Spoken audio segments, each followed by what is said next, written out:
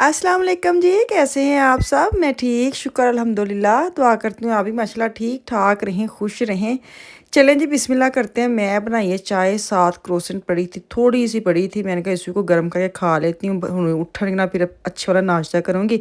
आज हमने जाना है तो उसी की तैयारी भी करनी है मैंने, तो अभी ऊपर चलती हूँ। थोड़ा सा काम है ना, वो पहले कर लूँ। वाले मंगाए सन 3, ए मैं गलती की है कि बहुते मंगाने चाहिए इसने, इसलिए क्या देखो 2 ਐ ਨੇ ਨਾ, ਇਹ 3 ਆਰਾਮ ਨਾਲ ਇੱਕ ਲਾਈਨ 'ਚ ਨਾ 3 ਆ ਸਕਦੇ ਨੇ।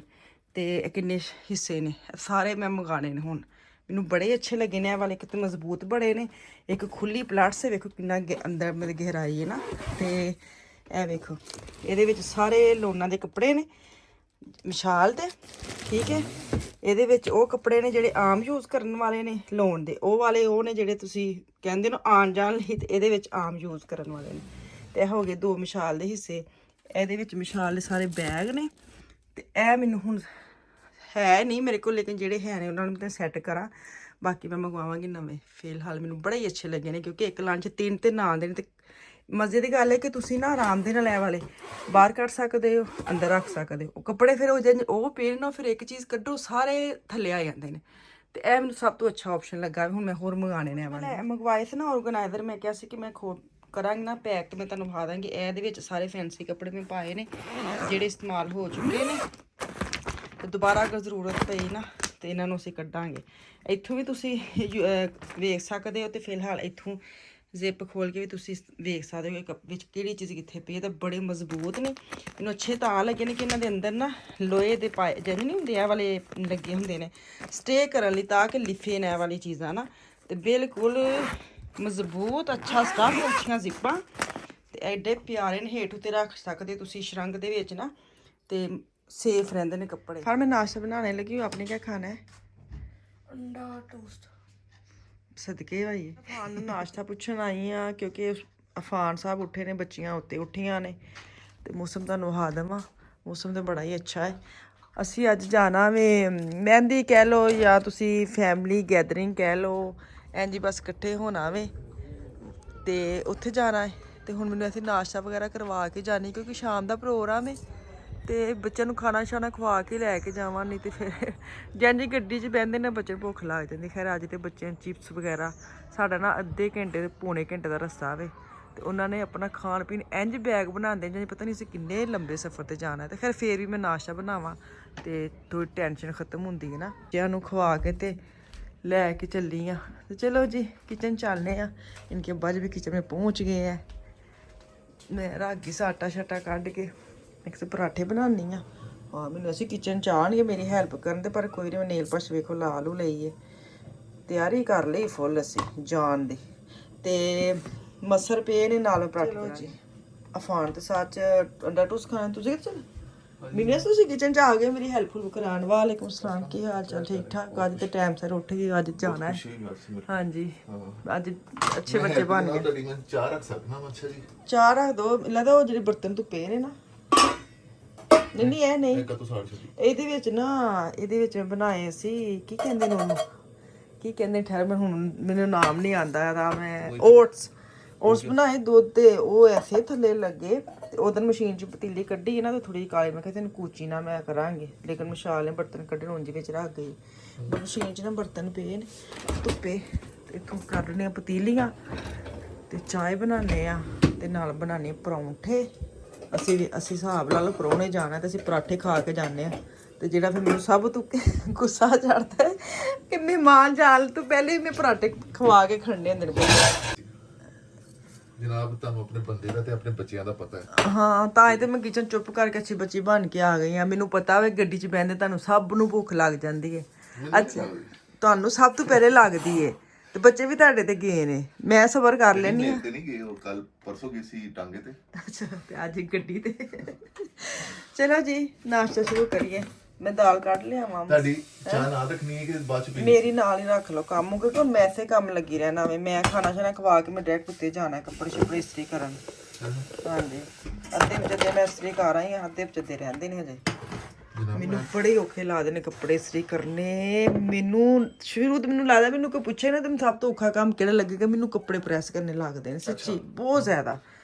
ਤੇ ਮੈਂ ਨਾ 2-3 ਸੂਟ ਕਰ ਰਹੀ 2-3 ਛੱਡ ਕੇ ਆ ਗਏ ਆ।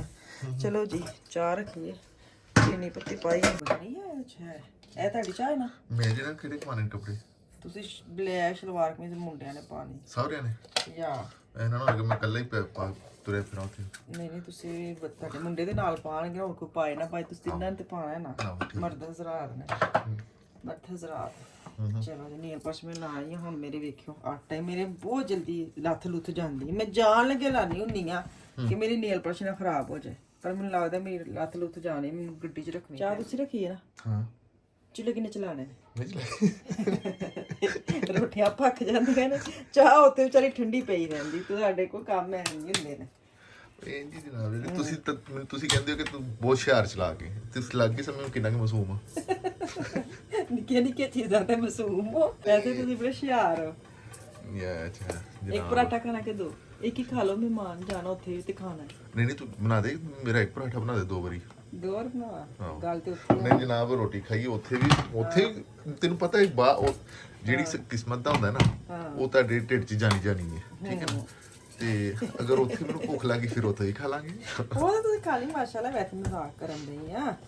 ਕਿੰਨੇ ਖਲੋਜ ਗਈ, ਇੱਕ ਪਰਾਠਾ ਕੀ ਤੇ 2 ਕੀ ਹੈ। चलो जी चाय बन गई है। ये एक मेरी चाय है और एक इनकी है। ਪਰਾਂਠੇ ਸ਼ੁਰੂ ਜਿਹੜੀ ਨਾ ਬੜੇ ਸੋਹਣੇ ਤਰੀਕੇ ਨਾਲ ਮੁਹੱਜ਼ਬਾਨਾ ਜਿਹੜਾ ਨਾ ਟੀਚਰ ਬਣ ਕੇ ਕਰਨੀ ਉਰਦੂ ਜਿਹੀ ਨਾ ਬੋਲਦੀ।